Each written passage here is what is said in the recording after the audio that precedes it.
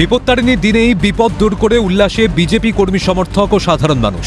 Diamond Harbour মডেলে bulldozer চলল অভিষেকেরই আমতলার বিলাসবহুল কার্যালয়। 5 তলার কার্যালয় বুলডোজার অ্যাকশন চলাকালীন চতুর্দিকে গার্ডরেল দিয়ে ঘিরে রাখে পুলিশ, কিন্তু এলাকারই কিছু উত্তেজিত জনতা অভিষেক বন্দ্যোপাধ্যায়ের পার্টি অফিস ঘিরে বিক্ষোভ দেখায়।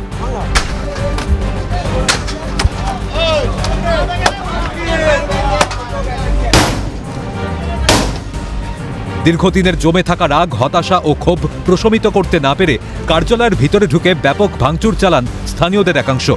একে একে ভেঙে ফেলেন মেঝের টাইলস থেকে শুরু করে জানালার কাঁচ ও বেসিন। কার্যত হাতে হাতুড়ি তুলে নিয়ে ভাঙচুর চালায় স্থানীয়রা।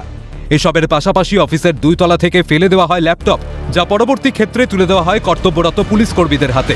আমরা সাধারণ কর্মী, আমাদের এখানে রয়েছে যে গরু পাচার কাণ্ডের কিছু এখানে তথ্য আমাদের থাকতে পারে বলে আমাদের এটা আমাদের ঠিক আছে, আমরা পুলিশের হাতেই তুলে দেবো না, আমরা পুলিশের হাতেই তুলে দেবো। দ্রুততার সঙ্গে পুলিশ গোটা পরিস্থিতি নিয়ন্ত্রণে আনে। সেই সঙ্গে অভিষেকের কার্যালয় থেকে বের করে আনা হয় উত্তেজিত জনতাকে।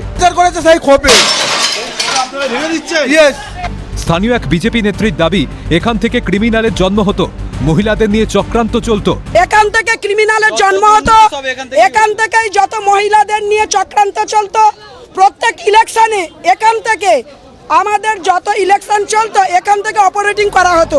অভিষেকের কার্যালয় অবৈধ কার্যকলাপের ঘাঁটি ছিল বলে দাবি করেছেন বিজেপি নেতা অভিজিৎ দাসের স্ত্রী।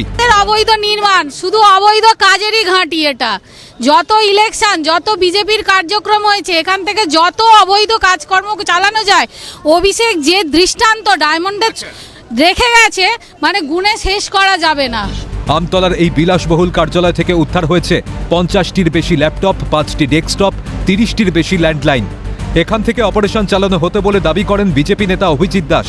ভাইপোর অবকর্ম দেখলাম, একটা আইটি রুম খোলা হয়েছে, সেখানে প্রচুর পরিমাণে ল্যাপটপ আর আপনার টিভি রয়েছে, প্রচুর পরিমাণে ল্যাপটপ রয়েছে। আমাদের আইসি সাহেব এবং বিডিও সাহেব খুললেন দরজাটা, খোলার পর দেখা যাচ্ছে যে সেটাতে প্রচুর পরিমাণে ল্যাপটপ রয়েছে, নিয়ার আবার প্রায় 50-র উপর, প্লাস 5খানা ডেস্কটপ রয়েছে, প্রায় 30টার মতন হচ্ছে ল্যান্ডলাইন রয়েছে।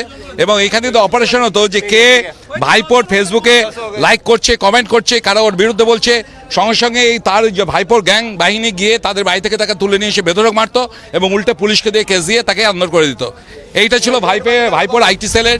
এদিকে অভিষেকের রাজকীয় কার্যালয়ে বুলডোজার অভিযান শুরু হতেই উচ্ছ্বাসে ফেটে পড়েন এলাকার বিজেপি কর্মী সমর্থকেরা।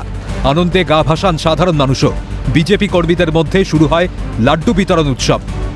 ক্যামেরায় সুপ্রিয় মল্লিকের সঙ্গে রাজা সাহার রিপোর্ট, ক্যালকাটা নিউজ।